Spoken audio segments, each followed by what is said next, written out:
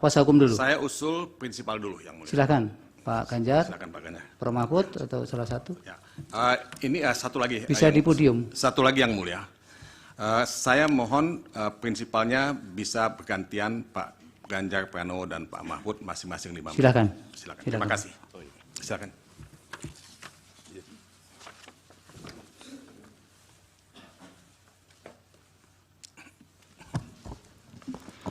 Assalamualaikum warahmatullahi wabarakatuh. Selamat siang, salam sejahtera untuk kita semua. Yang sangat saya muliakan, Ketua Majelis dan seluruh anggota, termohon, pihak terkait, Bawaslu, dan teman-teman saya dari pemohon.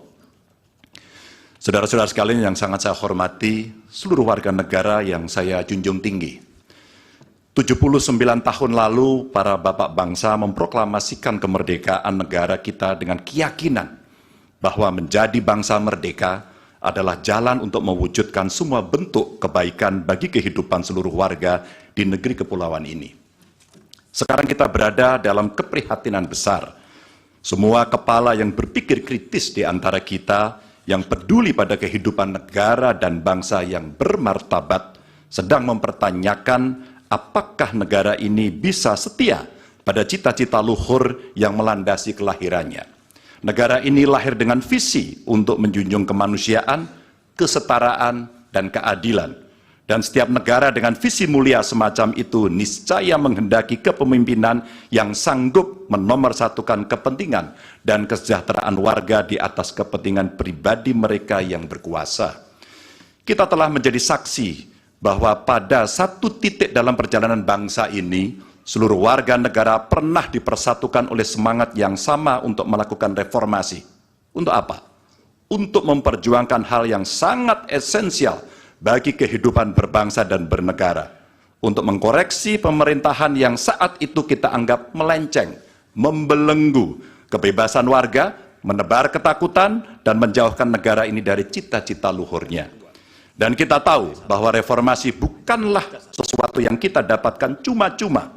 Saudara-saudara kita, kerabat kita, dan sahabat kita menjadi korban. Dan kita harus rela kehilangan mereka selamanya.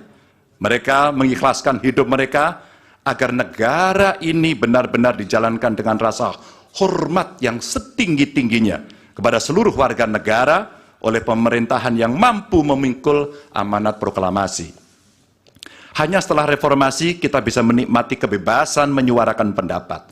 Hanya setelah reformasi kita menikmati demokrasi yang lebih bebas dan terbuka.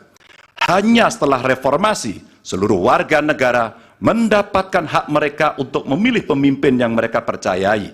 Dan hanya setelah reformasi kita bisa menegaskan aturan bahwa periode kepemimpinan harus dibatasi. Karena itu kita akan selalu menghormati mereka yang telah merelakan hidup demi memperjuangkan reformasi. Sebagian dari kita mungkin melupakan pengorbanan mereka, melupakan air mata dan kepedihan keluarga-keluarga yang kehilangan orang-orang yang mereka cintai. Dan melupakan semangat yang mendasari gerakan reformasi 25 tahun yang lalu. Kami berada di sini dengan niat sederhana, ialah mengingatkan orang-orang yang cepat lupa bahwa kita semua yang setia pada cita-cita reformasi akan selalu mengingat pengorbanan mereka dan menghidupkan semangat mereka di hati kami. Tugas besar kita hari ini adalah meneguhkan diri dan bersumpah kepada diri sendiri bahwa kematian mereka yang berjuang demi reformasi bukanlah kematian sia-sia. Kita harus bersatu untuk selalu merawat ingatan kita. Kepada mereka yang mudah lupa, kita perlu menegaskan bahwa kita selalu ingat akan harga yang harus dibayar untuk memperjuangkan tegaknya demokrasi di negara ini. Kita selalu ingat akan tanggung jawab yang melekat pada setiap generasi untuk mewariskan keteladanan yang luhur kepada generasi mendatang. Kita selalu ingat bahwa demokrasi bisa dinodai oleh mereka yang hanya mempedulikan kekuasaan dan mendahulukan kepentingan pribadi. Dan kita selalu ingat bahwa apa yang harus kita lakukan ketika situasi menghendaki, kita melakukan sesuatu. Maka hari ini kami menggugat. Dan lebih dari sekedar kecurangan dalam setiap tahapan pemilihan presiden yang baru lalu. Yang mengejutkan bagi kita semua adalah benar-benar menghancurkan moral, adalah menyalahgunakan kekuasaan. Saat pemerintah menggunakan segala sumber daya negara untuk mendukung kandidat tertentu, saat aparat keamanan digunakan untuk membela kepentingan politik pribadi, maka itulah saat bagi kita untuk bersikap tegas bahwa kita menolak semua bentuk intimidasi dan penindasan. Kita menolak dibawa mundur ke masa sebelum reformasi, kita menolak pengkhianatan terhadap semangat reformasi.